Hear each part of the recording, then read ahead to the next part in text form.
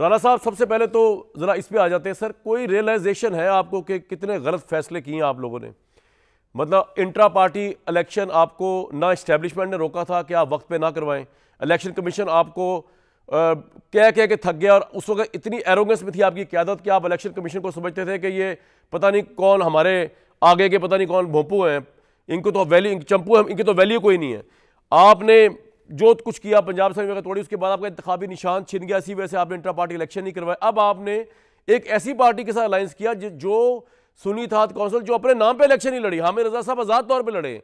तो सर ये फैसला अगर आया इलेक्शन कमीशन का, इसमें गलती क्या है? ये तो आपकी गलती है सर, राणा साहब।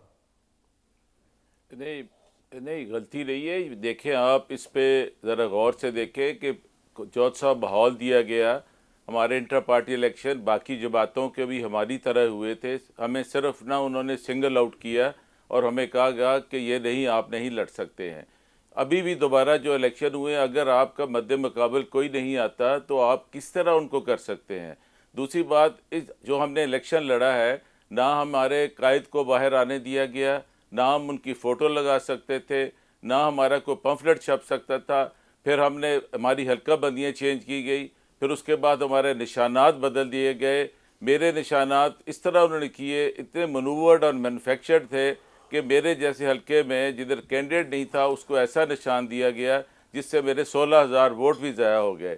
इस करने के बावजूद हमने ये जो आपकी बात बजाय, लेकिन आज जो फैसला आया उसमें आपको सुन्नी थात काउंसिल एक ऐसी पार्टी को आपने क्यों चुना जिसकी जो एक किसी इंतखाबी निशान पे इलेक्शन खुद भी नहीं लड़ी, उनके अपने सरबरा नहीं लड़े उसके ऊपर इलेक्शन, तो आपको सीटें कैसे मिलेंगी सर उनकी? नहीं, इसमें नहीं, आप देखें, इसमें कोई कानूनी रुकावट नहीं है।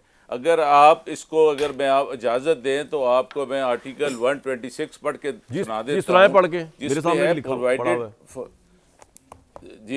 provided that the purpose for this subclause, the total members of general seat won by a political party shall include the independent returned candidates or candidates who may duly join such political party within 3 days of the publication in the official gazette of the name।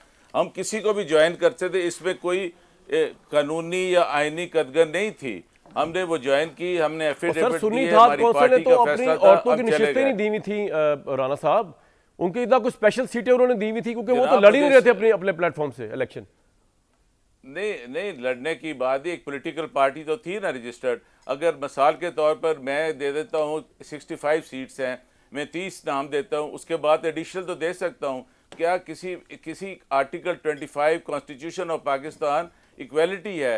आपने असल इंसाफ करना है। जिस भी माशरे में इंसाफ नहीं होगा, अदल नहीं होगा, तो उसका नतीजा ये जो है, जो रिग्ड इलेक्शंस है जिसको लोग नहीं मान रहे हैं, ये आरोज का इलेक्शन था। एक जमात दूसरे खिलाफ नहीं बात कर रही है, ये कह रही है कि हमारे इलेक्शन जिस बंदे के 17,000 से आ रहा है, ये 1 लाख से आ रहा है, उसको इन्होंने रातों रात उसको बना दिया है। इसकी क्या लीगल सेंटिटी है? कोई अखलाकियात भी होते हैं, कोई सर मसला ये है ना कि आपकी आई सीटें 91, आपके पास भी एब्सोल्यूट मेजॉरिटी नहीं थी, उनके पास भी नहीं थी। फर्क ये है कि आपने किसी और के साथ बैठने से इनकार कर दिया, वो खुशी खुशी पीपल्स पार्टी के साथ बैठ गए, बात खत्म। अददी अक्सर उनके साथ, इसमें तो सर अब क्या कर सकते हैं आप और मैं बैठ के?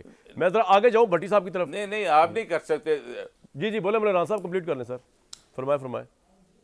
मैं कर रहा हूँ कि आप देखें कि जिस वक्त आपका जो इलेक्शन ही सारा हाईजैक हुआ। सर मुझे आज ये बताया ना, वो तो हो गया, वो सुप्रीम कोर्ट से उम्मीद है आपको। मसला ये, अभी तो आप खुश हैं, आप कह रहे हैं सुप्रीम कोर्ट से उम्मीद है, कल जस्टिस फाइज़ ने आपको इंतखाबी निशान वाला फैसला दे देना, आपने फिर उनके खिलाफ शुरू कर देना अपनी कंपेनिंग। तो ये डिसाइड कर लें कि आपको देखे जी नहीं, डिसाइड क्या करना है, हम इंसाफ मांगते हैं ना। अगर कानून और आइन के अंदर दायरे में रह कर को फैसला आएगा, हम क्यों नहीं मानेंगे? सर पॉइंट आ गया आपका। गलत बात है कि अगर एक आपको चीज नजर, सर पॉइंट आ गया राणा साहब।